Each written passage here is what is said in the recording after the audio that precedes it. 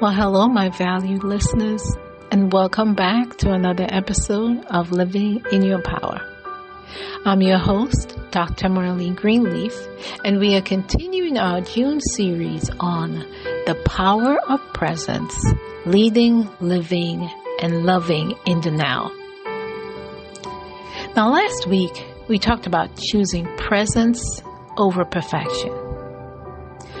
And this week, we're diving into something just as sacred, protecting your peace. So today's episode is titled Sacred Spaces, Protecting Your Peace and Presence. Let's take a breath. I want you to inhale, exhale. Let's do that one more time. Inhale. Exhale. Now let's begin.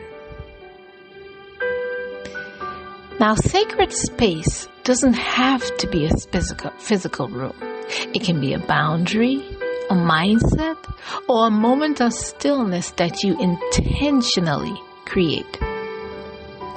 In this fast-moving world, peace can feel like a luxury. But I want to remind you, peace is not a privilege.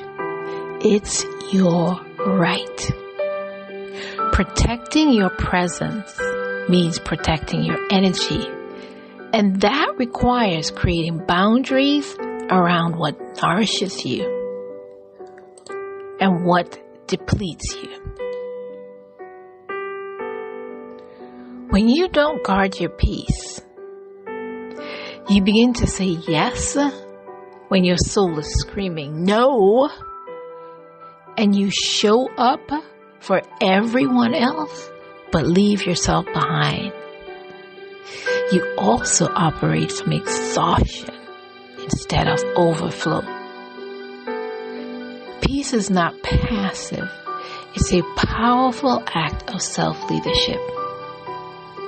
And if you've been feeling scattered, overextended, or burnt out lately, I want you to know that you're not alone. And more importantly, you don't have to stay there. Let me share something personal with you. Lately, I've been more intentional about observing the Sabbath. Friday sundown to Saturday sundown without compromise. There are no emails, no work, no pressure, just presence. I used to jump back into tasks the moment Sabbath ended. But I've stopped that too.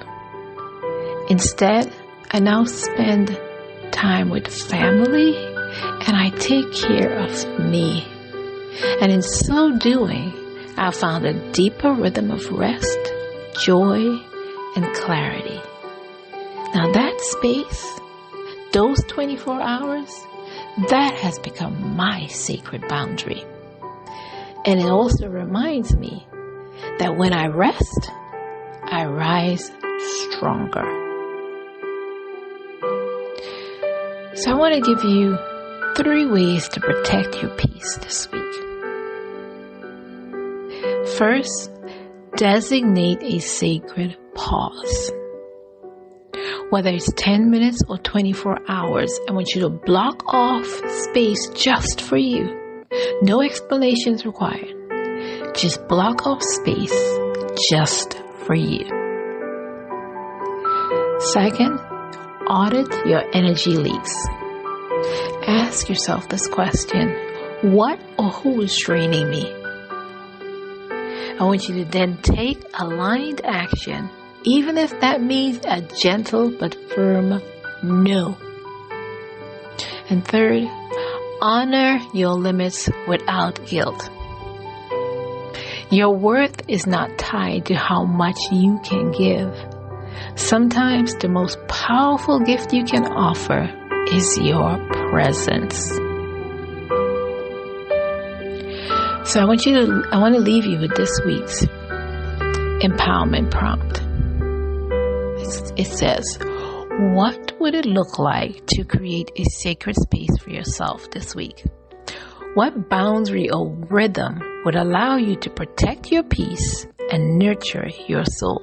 I want you to write this down, commit to it, and then honor it as the sacred act of power that it is. So I'm going to repeat this for our empowerment prompt this week.